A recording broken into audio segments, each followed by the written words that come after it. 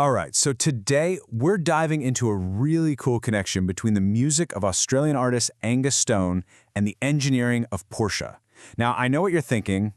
That's a pretty unexpected pair, right? But stick with me, because it reveals a shared philosophy that is just super powerful. At its core, this is a story about two totally different kinds of creation. You've got the emotional, invisible world of a song. And then you have the very real, very physical, high-performance world of a sports car. So you gotta ask, right? What could these two things possibly have in common? What's the invisible thread connecting these two worlds that seem like complete opposites? Well, the answer, as we're about to find out, is actually pretty profound. First things first, let's get to know one half of this unlikely duet, the musician. We are talking about Angus Stone, an artist whose sound has seriously captivated audiences all over the world. I mean, this guy is incredibly accomplished. We're talking international tours, prestigious area awards, 10 albums across all his projects, whether he's solo with his sister Julia or with his band Dopey Lemon. But really, beyond all the awards, he's known for music that's just full of feeling and packed with amazing stories. So where does that love for storytelling even come from? Well, to really get the artist, you've got to look at the world that made him. His childhood was just steeped in narrative. His parents were sailors, which got him into the stories of old ships. And get this, his dad was also a wedding singer.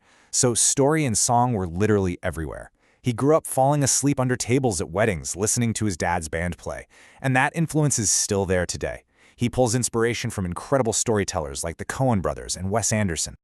But here's the thing, music wasn't always the clear path. Before he went all in, Stone actually started an apprenticeship in carpentry. And what's so interesting is that working with his hands, with this physical medium, it taught him this deep respect for craftsmanship, for things that are built to last. But even then, all he could think about was writing songs. He calls this tension the rub, a friction that he says is absolutely essential for creativity. And it was that rub that finally showed him where his true passion was. So, this unique background, it directly shapes his whole creative process. It's not just about, grabbing a guitar. It's about hunting for stories that are already out there, waiting to be found. He's a collector of history. Seriously, when he's on tour, he's always looking for vintage shops, trying to find objects that have a real past.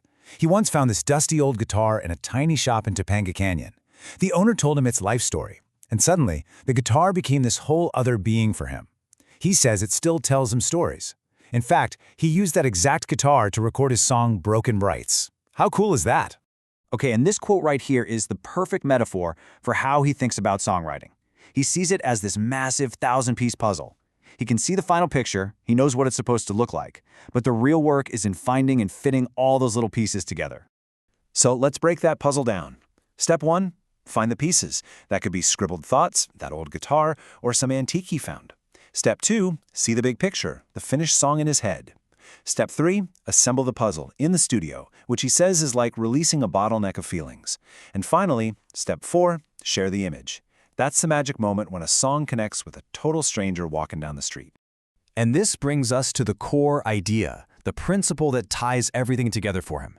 It's a philosophy that started way back in his carpentry days and, believe it or not, builds the bridge between his music and that iconic sports car.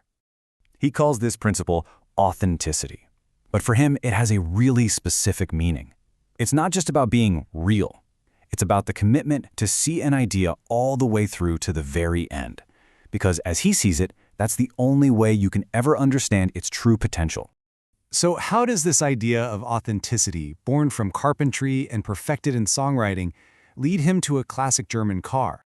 Well, the whole thing clicked for him during a visit to the Porsche Museum in Stuttgart.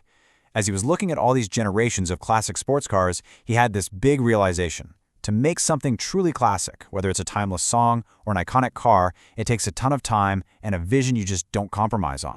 And this quote just perfectly sums it up.